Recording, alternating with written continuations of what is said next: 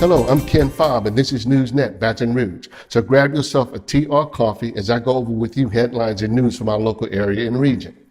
The president of the Student Government Association of Lee High School, and the same student who was voted Mr. Lee High, but was recently automatically expelled from Lee High School for having marijuana and an illegal knife in his car on campus, has persuaded the East Baton Rouge School Board to consider reversing its decision.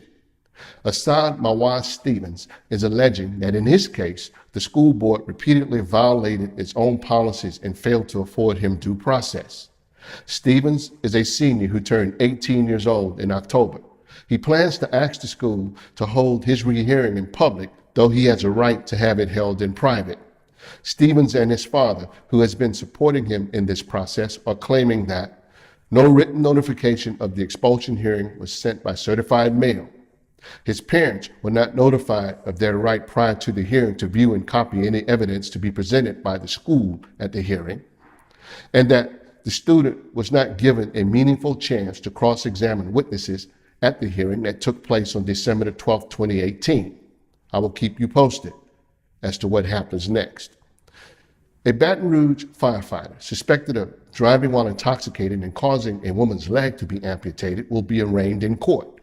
Christopher Michael Reese, 33 years old, was off duty in his personal vehicle at the time of a car crash in the 4000 block of Government Street.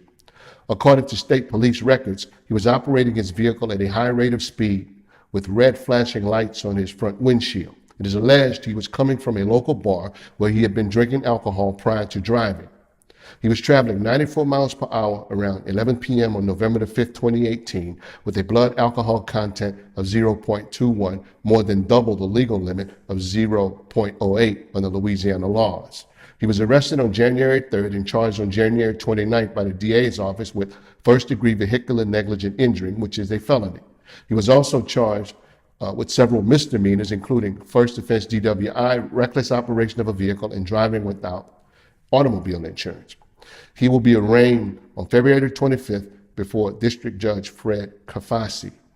Speaking of fast and reckless driving, for the past 2 years, the Baton Rouge Police Department has known about an underground drag racing ring in the city that uses 2 different locations to race, but they have been unable to arrest any of the drivers. Drag racing is illegal, and trespassing on private property to watch it is also not allowed. According to the police, there are 4 known locations where this underground drag racing group meets.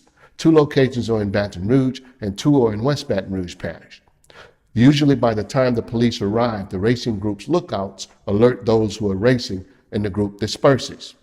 Police do have video footage of these street races, which show people burning rubber, racing up and down the streets, and leaving behind multiple skid marks.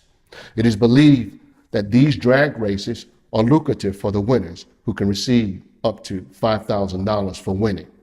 The police say that they are actively working to shut down this illegal drag racing operation, so I will keep you posted. In the town of Clinton, a committee made up of Attorney General Jeff Landry, State Treasurer John Schroeder, and the Louisiana Legislative Auditor's Office met with Clinton officials to review whether the town of Clinton can manage its own finances or not. If this 3-member committee votes unanimously that Clinton cannot, then the AG can go to court and ask a judge to order a fiscal administrator be put in place to take over the town's financial management. I'll keep you posted, so stay close.